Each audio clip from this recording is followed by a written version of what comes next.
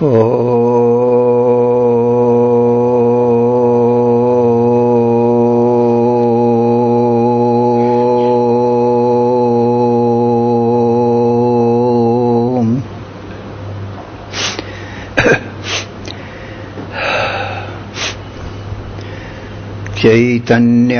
शाश्वतं शान्तं व्योमातीतं निरञ्जनं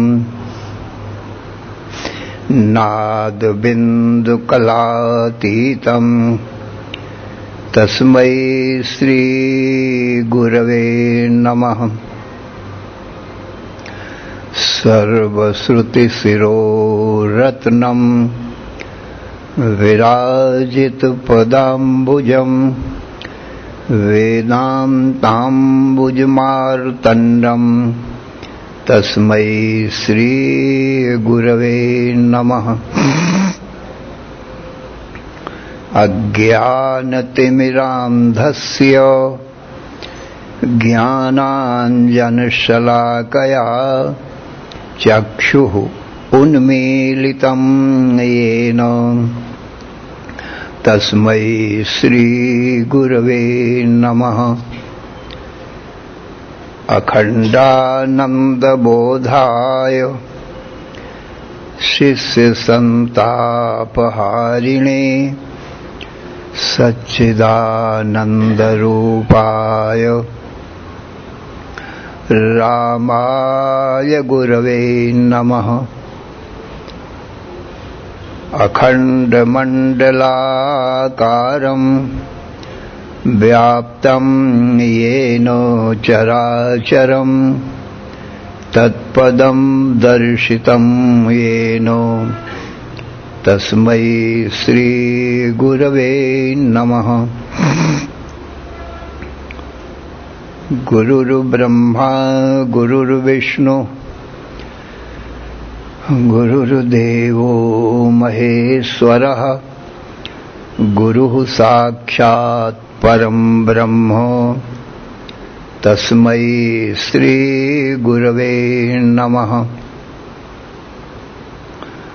न गुरोः अधिकं तत्त्वं न गुरोः अधिकं परं गुरोः परतरं नास्ति तस्मात् सम्पूज्यते गुरो। ध्यानमूलं गुरोर्मूर्तिः पूजामूलं गुरोः पदं मन्त्रमूलं गुरोर्वाक्यं मोक्षमूलं गुरोः कृपा।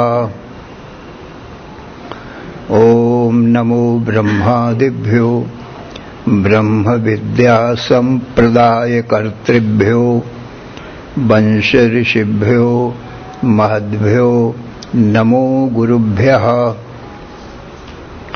सर्वोपप्लवरहितः प्रज्ञानघनः प्रत्यगर्थो ब्रह्मैवाहमस्मि। नारायणं पद्मभवं वसिष्ठं शक्तिं च तत्पुत्रपराशरं च व्यासं शुकं गौडपदं महान्तं गोविन्दयोगीन्द्रम् अथास्य शिष्यं श्रीशङ्कराचार्यम् अथास्य पद्मपादं च हस्तामलकं च शिष्यं तन्त्रौटिकं वार्त्रिककारम् अन्यान् अस्मद्गुरून् सन्ततम् आनतोऽस्मि। श्रुतिस्मृतिपुराणानाम् आलयं करुणालयं नमामि भगवत्पादं शङ्करं लोकशङ्करं। शङ्करं शङ्कराचार्यं केशवं बादरायणं सूत्रभाष्यकृतौ वन्दे भगवन्तौ पुनः पुनः। ईश्वरो गुरुः आत्मेति मूर्तिभेदविभागिने व्योमवद्व्याप्तदेहाय दक्षिणामूर्तये नमः। अशुभानि निराचष्टे तनोति शुभसन्ततिं स्मृतिमात्रेण यत्पुंसां ब्रह्म तन्मङ्गलं परम्। अतिकल्याणरूपत्वान् नित्यकल्याणसंश्रयात् स्मर्तॄणां वरदत्वाच्च ब्रह्म तन्मङ्गलं विदुः। ओङ्कारश्चाथ शब्दश्च द्वैतौ ब्रह्मणः पुरा कण्ठं भित्त्वा विनिर्यातौ तस्मान्माङ्गलिकौ उभौ। ॐ तत्सत् परब्रह्मणे नमः। श्रीराम जय राम जय जय राम। श्रीराम जय राम जय जय राम। श्रीराम जय राम जय जय राम। श्रीराम जय राम जय जय राम। धर्म की अधर्म का प्राणियों में विश्व का हर हर महादेव। असरण शरण अकारण करुण करुणा वरुणालय। कर्तुम अकर्तुम अन्यथा कर्तुम समर्थ। नित्य शुद्ध बुद्ध मुक्त स्वरूप अनंत कोटि ब्रह्मांड नायक परात्पर पूर्णतम पुरुषोत्तम परब्रह्म सच्चिदानंद घन सर्वज्ञ सर्वशक्तिमान सर्वाधार सर्वाधिष्ठान भगवान श्री कृष्ण से अर्जुन ने हाथ जोड़कर प्रार्थना किया, थोड़ा आप लोग आगे बढ़ आओ, इस लाइन से खंभे की लाइन से कर दो, वही खंभे की लाइन से सब लोग एक लाइन से आ जाओ, बस उसी खंभे के लाइन से।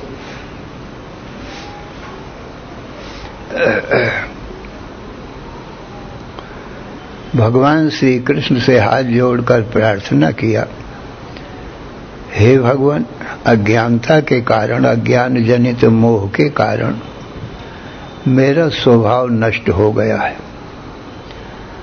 धर्म को भी सम्यक प्रकार से नहीं जानता हूं।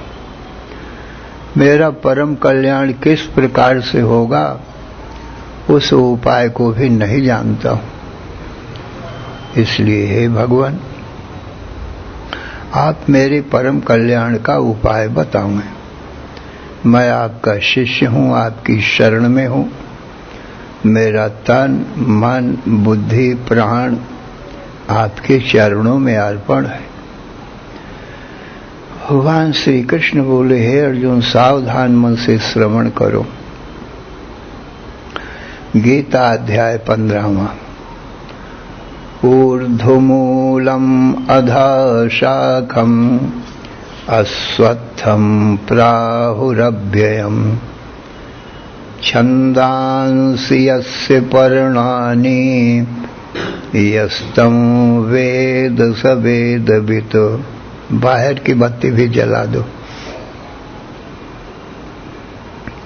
हे अर्जुन, ये संसार एक अश्वत्थ वृक्ष है, पीपल का वृक्ष है और इसके मूल ऊपर है,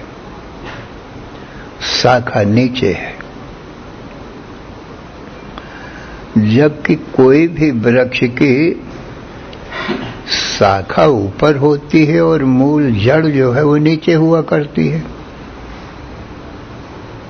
पर भगवान कहते हैं कि संसार वृक्ष की मूल ऊपर है और शाखा नीचे। इसका अर्थ ये होता है, जो सबसे पहले हो वो मूल होता है और बाद में हो वो शाखा डाली पत्ते फल फूल बाद में हुआ करते। तो जो सबसे पहले था, पहले से ही था, वही मूल है। तो ऐसा सच्चिदानंद घन ब्रह्म है, इस संसार वृक्ष की मूल पर ब्रह्म परमात्मा है। और फिर उससे उत्पन्न हुआ जो ब्रह्मा है वो उसके बाद में हुआ, इसलिए अधा शाखा, अधा माने उससे नीचे हुआ। उसके ऊपर ब्रह्म था और ब्रह्म से नीचे ये ब्रह्मा उत्पन्न हुआ। फिर ब्रह्मा से सृष्टि भई, मनुष्यों की सृष्टि मनुष्य रूपा से भई, और देवता और दैत्यों की सृष्टि जो है द्वितीय और अद्वितीय से भई। इस प्रकार से बाद में जो सृष्टि भई वो और उपशाखाएं होती गई, माने डालियां होती गई, और फिर और सृष्टि होती गई। पशु पक्षी वृक्ष पर्वत सूर्य चंद्र, वो और डालियां होती चली गई।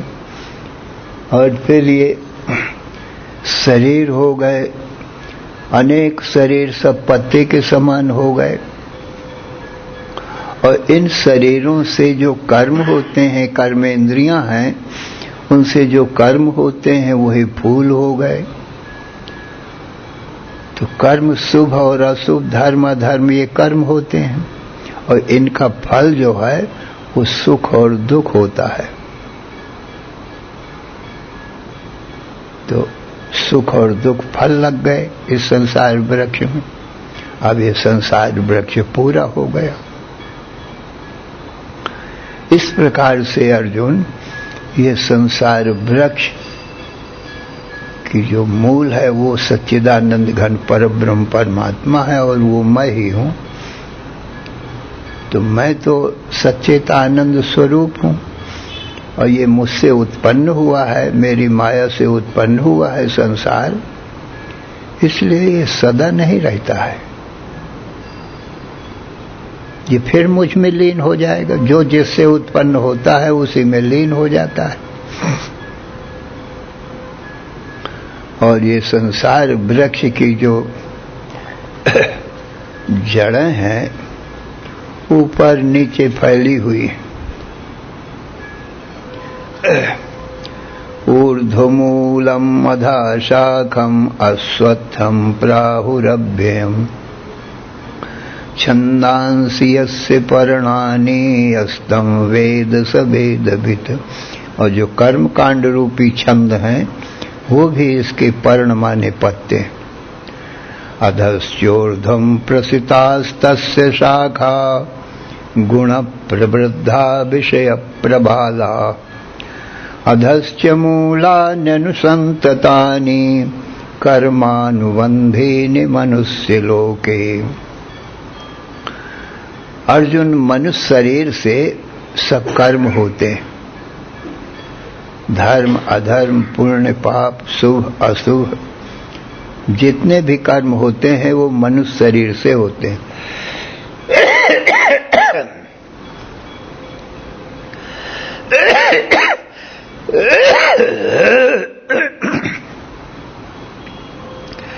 जिसको धर्म अधर्म का ज्ञान होता है उसी के कर्म माने जाते हैं, और जिसको ज्ञान ही न होवे उसके कर्म नहीं माने जाते। तो मनुष्यों में विशेष बुद्धि है, विज्ञान में कोश का विशेष विकास है, इसलिए मनुष्य को धर्म अधर्म पाप पुण्य अच्छे बुरे का ज्ञान है। इसीलिए मनुष्य शरीर में जो कर्म होते हैं उन्हीं का पुण्य पाप माना जाता है, उनका फल सुख दुख और स्वर्ग नरक आदि इनको मनुष्यों को मिलता है। और योनियों में पशु पक्षियों में उनको ज्ञान ही नहीं धर्म क्या है अधर्म क्या है, इसलिए उनके कर्म सज्जनों नहीं माने जाते। जिसको ज्ञान नहीं होता है उसके ऊपर कानून नहीं, सरकार का भी कानून लागू नहीं होता है, क्यों? उसको ज्ञान ही नहीं है कानून का। जिसको कानून का ज्ञान है उसी के कर्म माने जाते हैं। तो मनुष्य लोक में अच्छे बुरे कर्म होते हैं, और अच्छे कर्मों से स्वर्ग और बुरे कर्मों से नीचे के लोग, अधोलोक, तल, वितल, सुतल, रसातल, महातल, पाताल, नीचे के लोग हैं। तो जो पाप कर्म करते हैं उनको नीचे के लोक मिलते हैं, अथवा मनुष्य शरीर से जो नीचे हैं वो पशु पक्षी वृक्ष आदि योनियां हैं, ये शरीर मिलते हैं। और जो पुण्य कर्म करते हैं उनको ऊपर के लोक मिलते हैं। इस पृथ्वी के ऊपर भूर लोक, भूअर लोक, स्वर लोक, मार लोक, जन लोक, तप लोक, सत्य लोक, ये ऊपर ऊपर के लोक कर्मानुसार इनको पुण्य कर्म करने वालों को मिलते हैं, और पाप करने वालों को पृथ्वी के नीचे के लोक मिलते हैं। पृथ्वी के नीचे भी 7 लोक है, ऊपर भी 7 लोक, 14 लोक हो गए। तल, वितल, सुतल, रसातल, महातल, पाताल, ये सब नीचे के लोक हैं। और मनुष्य से नीचे इस लोक में भी ये योनियां हैं पशु पक्षी वृक्ष आदिकों की। पाप कर्म करने वालों को वैसी योनियां मिलती हैं, और पुण्य कर्म करने वालों को उत्तम मनुष्य शरीर आदि मिलते हैं। तो इस प्रकार से अधश्चोर्ध्वं प्रस्थास्तस्य शाखा, इस संसार वृक्ष की शाखाएं नीचे और ऊपर फैली हुई है, ऊपर स्वर्गलोक तक और नीचे पाताल लोक तक। ऊपर देवलोक और नीचे पशु पक्षी आदि वृक्ष आदि ये भी लोक ही है। लोक के अंते इति लोका, जो देखने में आते वो सभी लोक।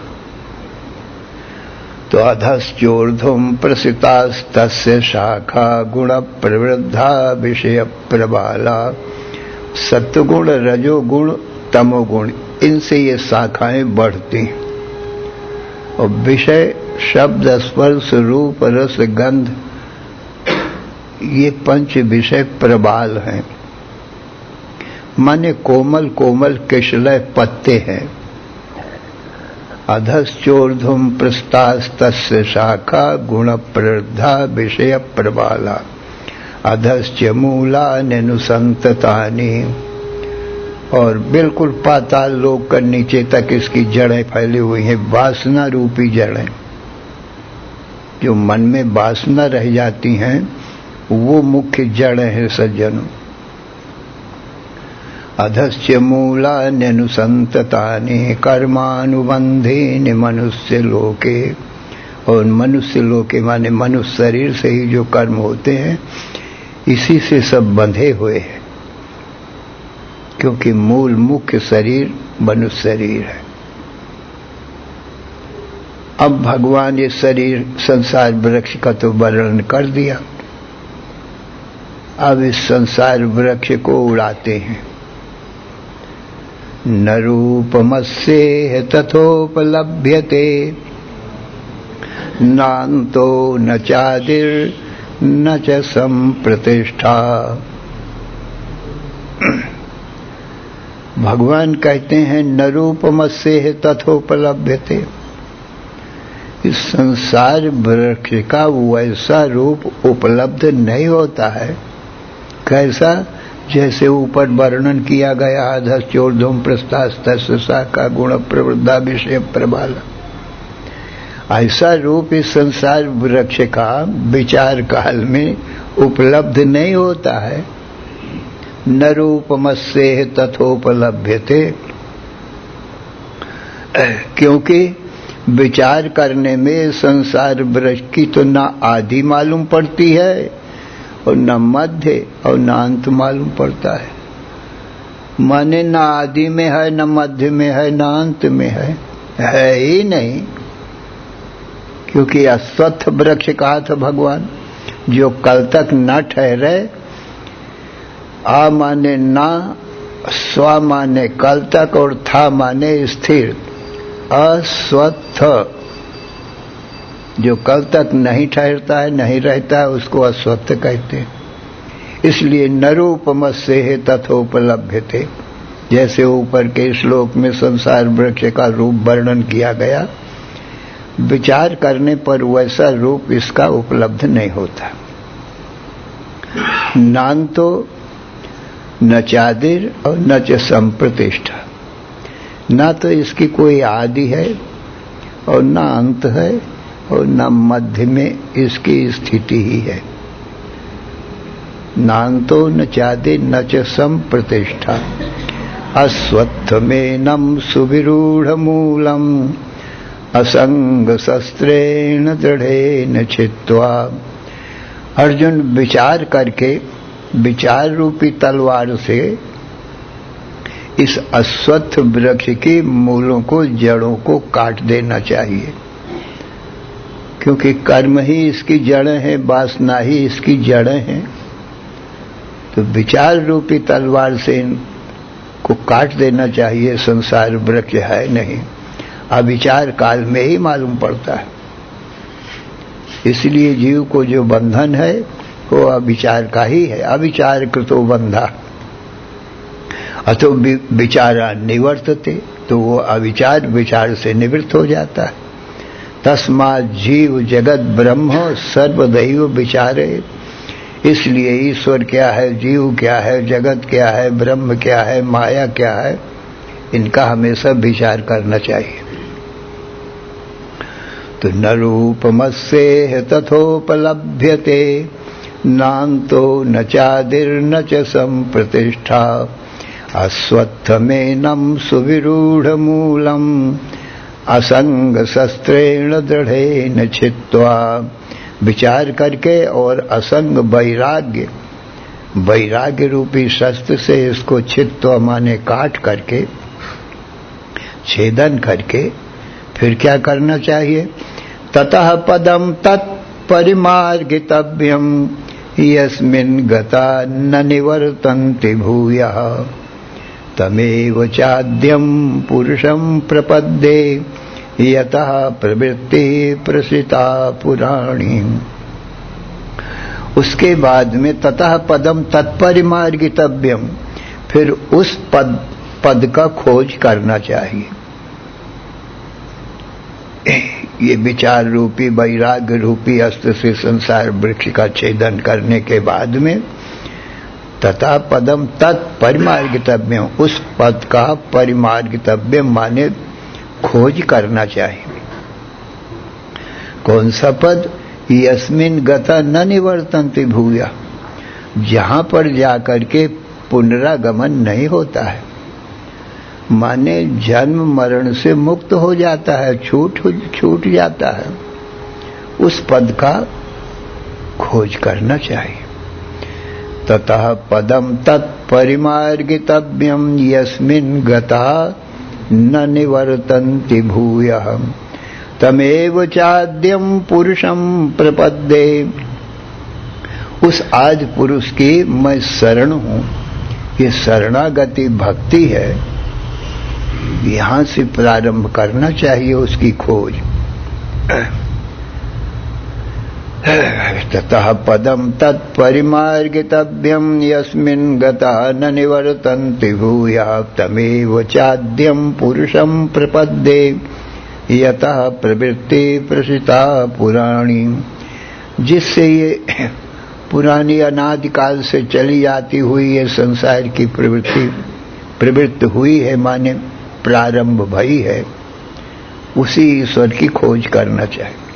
यथा प्रवृत्ति प्रसिता पुराणी, जिससे ये पुरानी माने अनादिकाल का संसार विस्तृत हुआ है। तो उसके अब साधन बताते हैं भगवान। निर्माण मोहाजित संग दोषा अध्यात्म नित्याभिनिवृत्ति कामा, द्वंद्वैर्विमुक्ता सुख दुख संगैर् गच्छन्त्य मूढ़ा पदमव्ययम् तत्। तो निर्मान मोह, पहले तो भगवान कहते हैं मान और मोह को, अहमता ममता को छोड़ देना चाहिए। यहां से उस पद के साथ खोजने का ये साधन बताते हैं।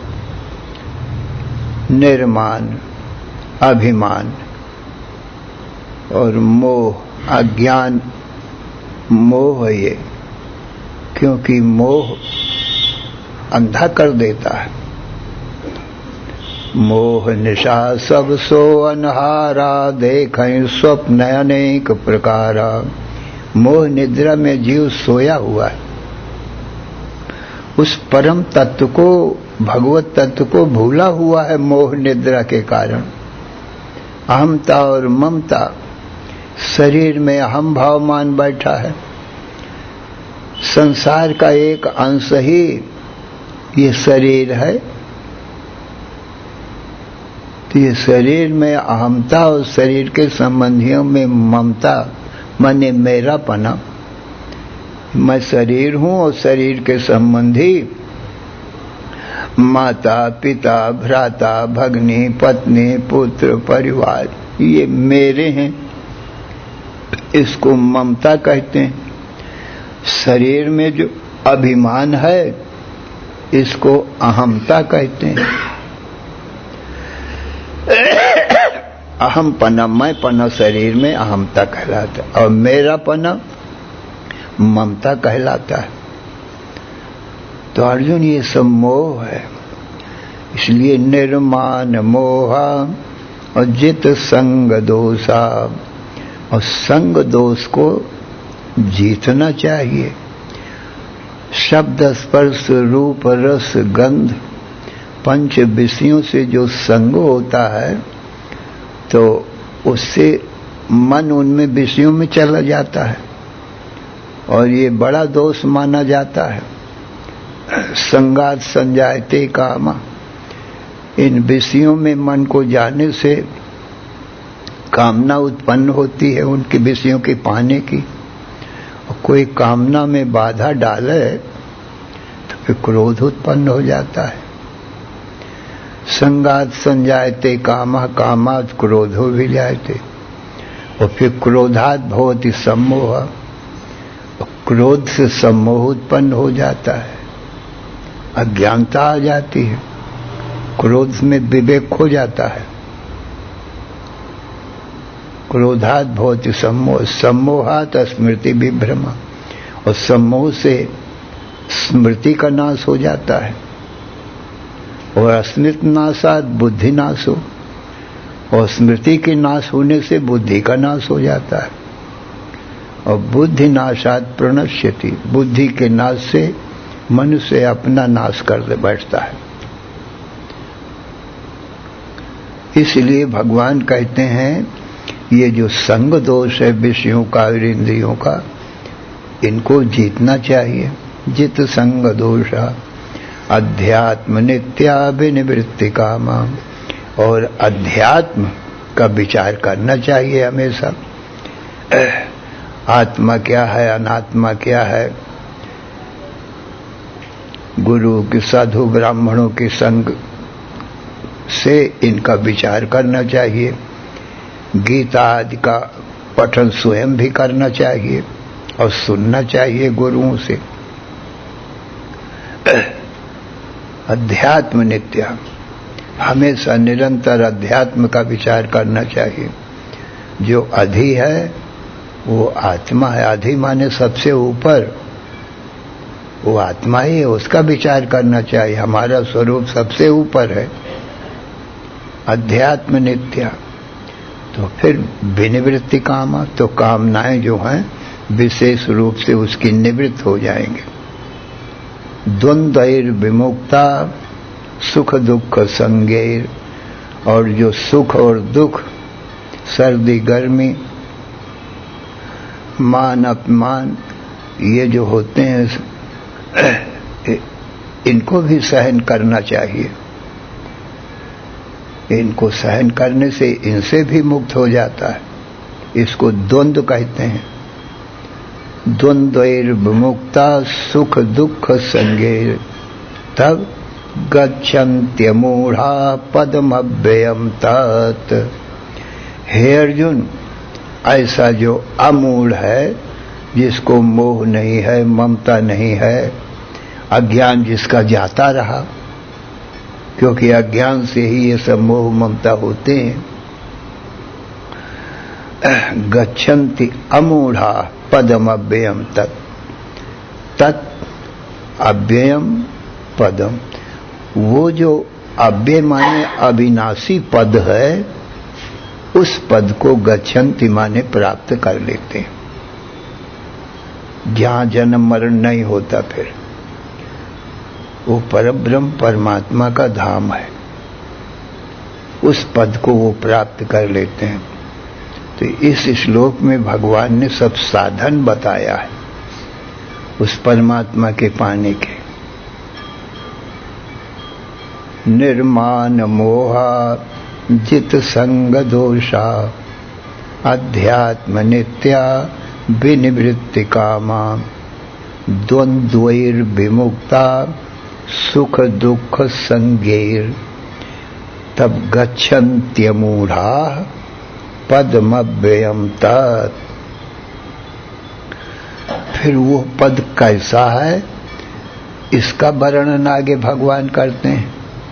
न तद्भासयते सूर्यो न शशांको न पावकः यद गत्वा न निवर्तन्ते तद्धामो परमं मम। अर्जुन, वहां सूर्य का प्रकाश नहीं है। न तद्भासयते सूर्यो, और न चंद्रमा ही वहां भाषित होता है। न तद्भासयते सूर्यो न शशांको, शशांक माने चंद्रमा। न तद्भासयते सूर्यो न शशांको न पावका, और न अग्नि का प्रकाश ही वहां होता है। यद्गत्वा न निवर्तन्ते, और जहां पर जा करके फिर उसका पतन नहीं होता है। यद्गत्वा न निवर्तन्ते, वहां से नहीं गिरता है। तद्धाम परमं मम। अर्जुन, वो मेरा परम धाम है, और ये जीव मेरा अंश है। मेरे परम धाम को प्राप्त होकर के मेरा ही स्वरूप हो जाता है, अपने आप को मेरा स्वरूप अनुभव करता है।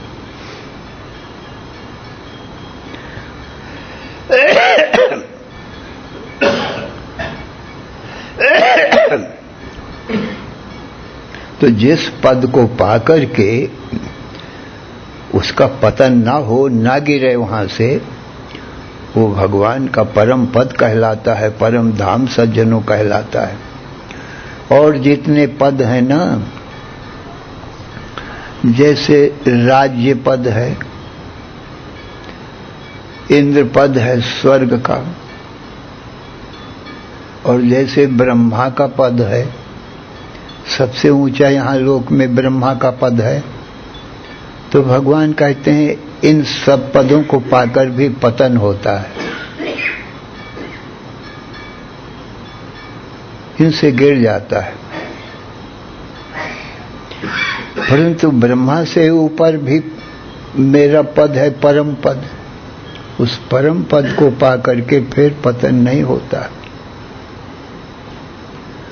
तो यही बात भगवान कहते हैं, यस्मिन् गता न निवर्तन्ते भूया तद्धामो परमं मम। ममैवांसो जीवलोके जीवभूतः सनातनः।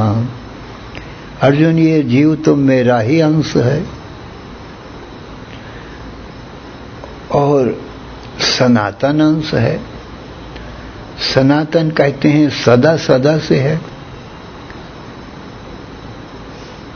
माने उसका आदि अंत नहीं है, मध्य भी नहीं है। मेरा अंश तो मेरा ही स्वरूप हो। जो जिसका सज्जनों अंश होता है वो उसी का स्वरूप हुआ करता है।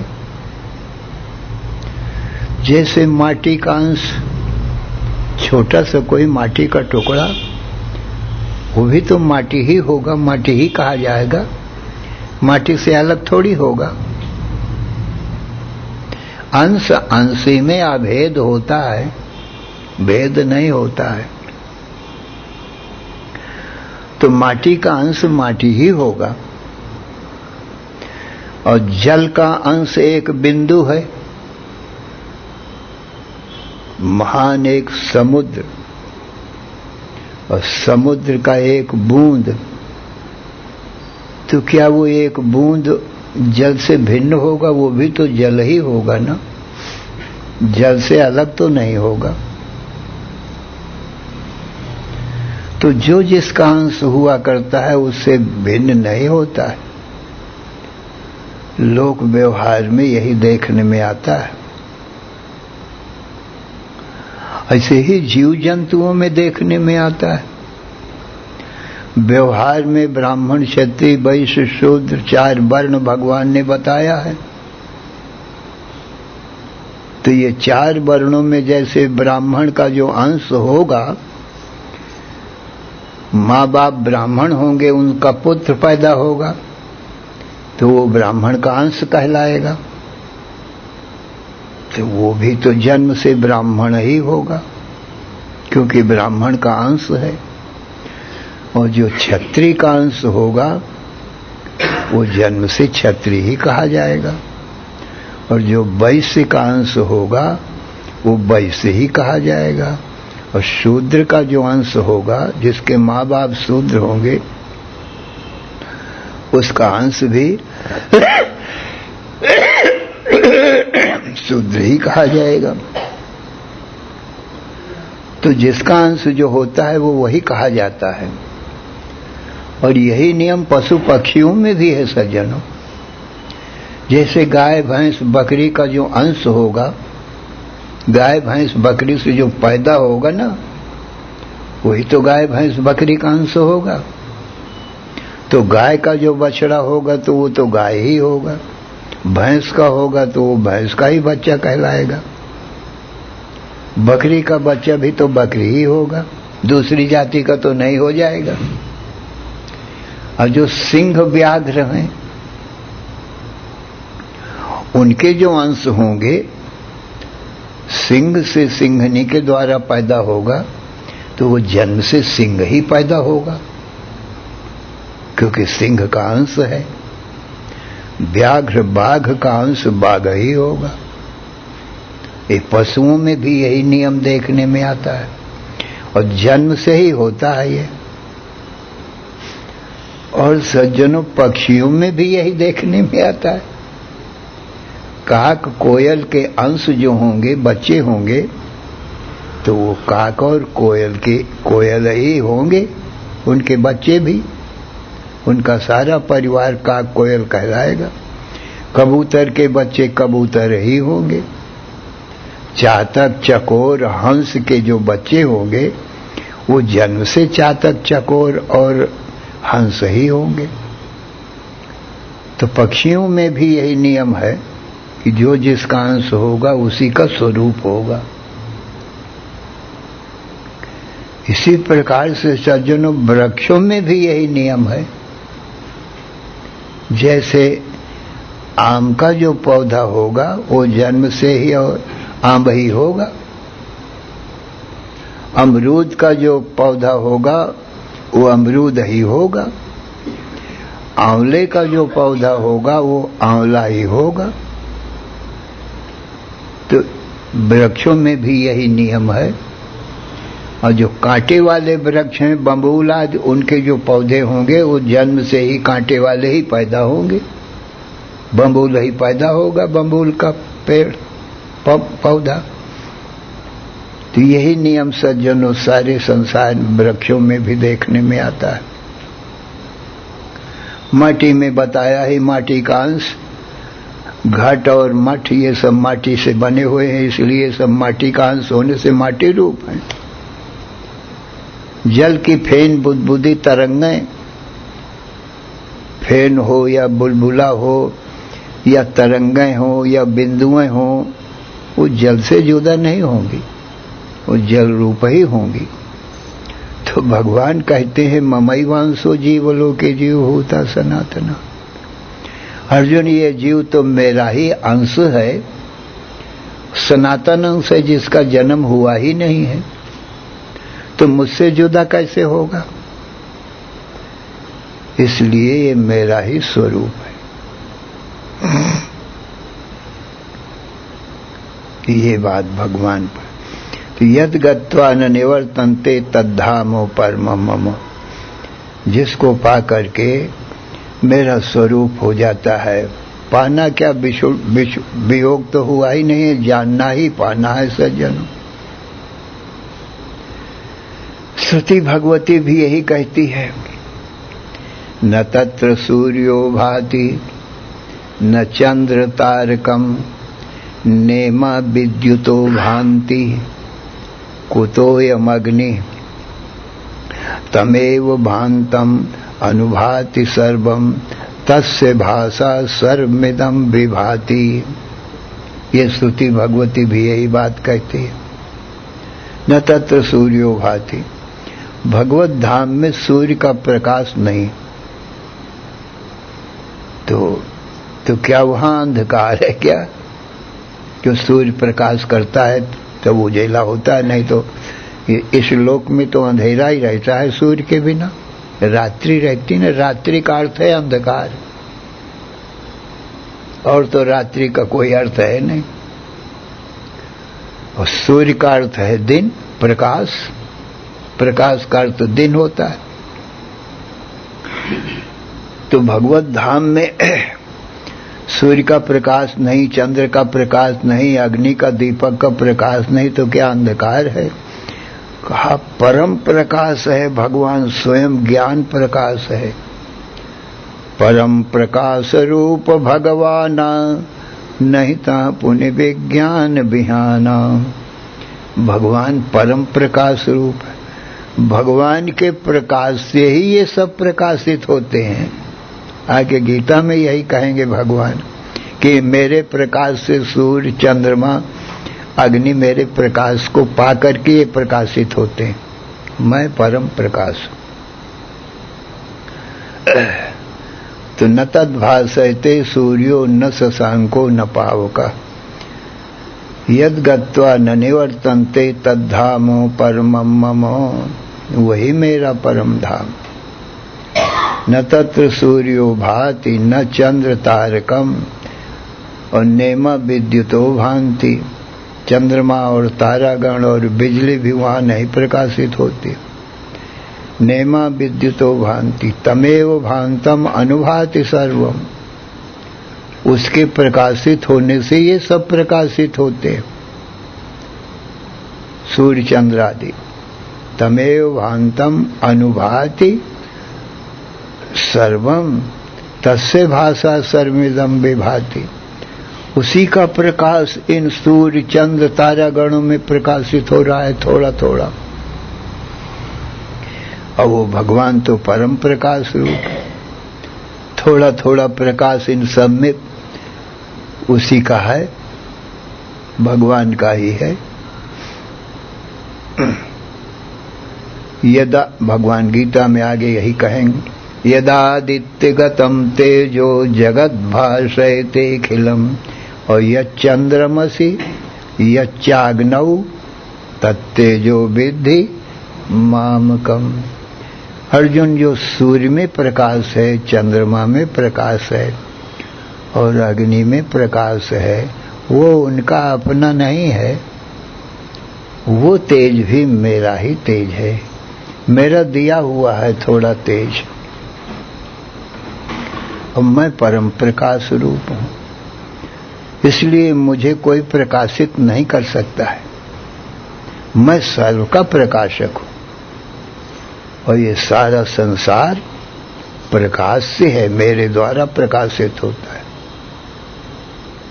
जगत प्रकाश्य प्रकाशक रामू मायाधीश ज्ञान गुण धामू।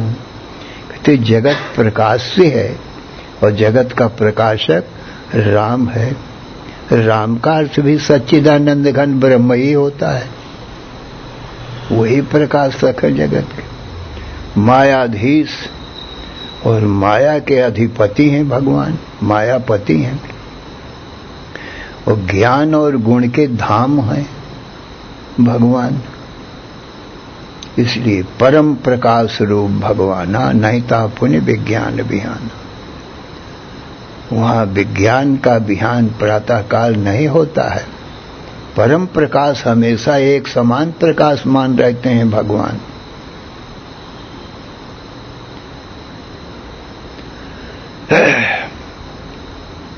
तो ममैवांसो जीवलोके जीवभूता सनातनः मनः षष्ठानीन्द्रियाणि प्रकृतिस्थानि कर्षति शरीरं यदवाप्नोति यच्चाप्युत्क्रामतीश्वरः गृहीत्वैतानि संयाति वायुर्गन्धानि वाशयात्। अर्जुन, ये जीव मेरा ही अंश है। जीव के दो स्वरूप होते हैं सज्जनों। एक तो साक्षात कूटस्थ चेतन भगवान होते हैं और दूसरा कूटस्थ चेतन भगवान का बुद्धि में प्रतिबिंब पड़ता है।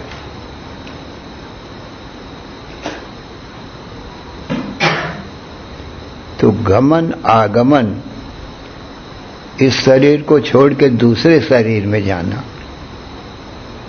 इस लोक को छोड़कर दूसरे स्वर्गादिक लोकों में जाना, वही चिदाभास रूप जीव का ही होता है सज्जनों। और जो व्यापक ब्रह्म स्वयं इस शरीर के भीतर जीव साक्षी है, माने साभास बुद्धि का साक्षी है, उसको कूटस्थ कहते हैं। कूटस्थ का अर्थ होता है कूटवत स्था माने स्थिता इति कूटस्था। कूट नाम लोहार की निहाई का है। लोहार जो औजार बनाता है अथवा अस्त्र शस्त्र बनाता है, तो एक लोह पिंड होता है, उसको जमीन में गाड़ के रखता है और उसी के ऊपर, उसको निहाई कहते हैं, आयरन कहते हैं, उस लोहे का जो गाड़ के रखता है, और उसके ऊपर वो सब औजार गढ़ गढ़ के बनाता है। और सुनार आभूषण भी उसी के ऊपर गढ़ गढ़ के बनाता है।